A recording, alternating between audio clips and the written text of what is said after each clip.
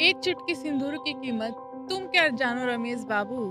पर क्या तुम्हें पता है कि बिहार और यूपी में जब शादी होती है तो दुल्हन अपनी शादी के 24 घंटे बाद तक स्नान नहीं कर सकती है। पर ऐसा क्यों?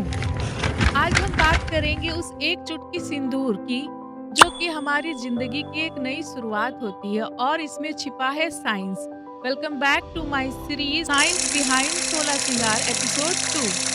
बिहार और यूपी में जब सिंदूर लगाने की बारी आती है तो बहुत सारी रस्में उससे पहले निभाई जाती है। उनमें से एक रस्म है सिंदूर लगाने से पहले दुल्हन के बालों को खोलना।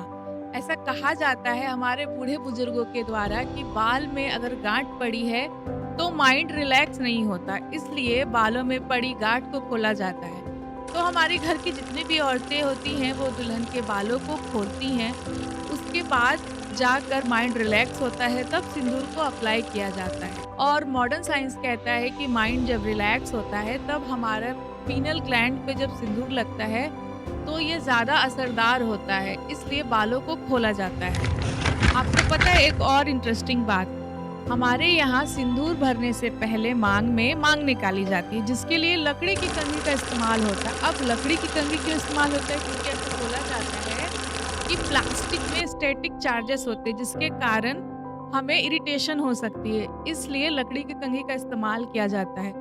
लकड़ी की कंघी की खूबी ये है कि वो नेचुरल, न्यूट्रल और एनर्जी और रिलैक्सिंग है, इसलिए लकड़ी की कंघी का इस्तेमाल किया जाता है दुल्हन की मांग निकालने के लिए, यानी wooden comb plus energy stabiliser.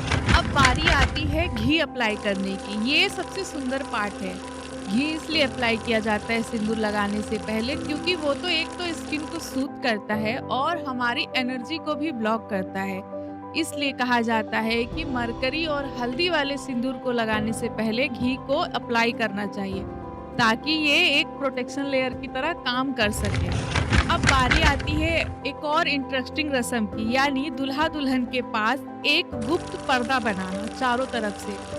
घर की महिलाएं एक कपड़ा से पर्दा बनाती हैं। ऐसा कहा जाता है कि ये मोमेंट जो होता है जब दूल्हा अपनी दुल्हन की मांग में सिंदूर भरता है तो बहुत प्राइवेट होता है।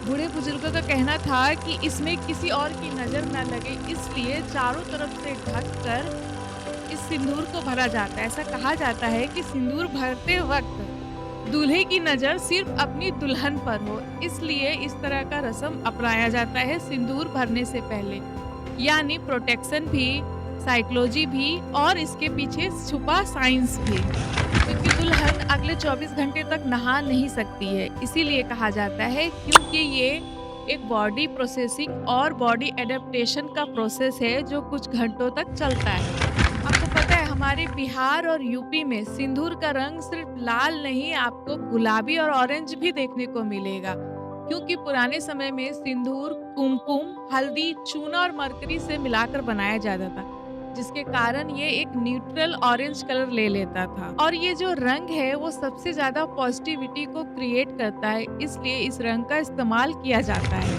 और एक और बहुत ही इंटरेस्टिंग चीज है हमारे बिहार में, खासकर बिहार के कुछ रीजन में, कि सिंदूर नाक से अप्लाई किया जाता है। ऐसा कहा जाता है बूढ़ों बुजुर्गों के द्वारा कि नाक जो है स्त्री का सम्मान है, यानी नाक ऊंची करना, नाक कटाना, ऐसे मुहावरों से रिलेट करते हुए सिंदूर नाक से लगाने का रिवाज है। ऐसा कहा जाता है कि सिंदूर जितना लंबा उनकी पति की उम्र उतनी लंबी होती, इसलिए नाक से सिंदूर अप्लाई करने का रिवाज हमारे बिहार में, खासकर हमारे बिहार में बहुत ज्यादा है। हमारे घर की स्त्रियां सिर्फ श्रृंगार नहीं करती, वो एनर्जी, पावर और साइंस को भी लेकर चलती हैं। बस उनसे हमारी भाषा छूट गई है। अगर आपको ये वीडियो आपकी मिट्टी और रिचुअल्स की याद दिलाती है तो इस वीडियो को शेयर करें, और याद रखिए कि मेकअप सिर्फ मेकअप नहीं, वो साइंस भी है और ये वुमेनहुड को भी सेलिब्रेट करता है। और हाँ, मुझे कमेंट करके ज़रूर बताएं कि आप जिस रीजन या आप जिस जगह पर रहते हैं वहाँ पर किस रंग का सिंदूर का इस्तेमाल होता है शादियों में। तब तक के लिए धन्यवाद।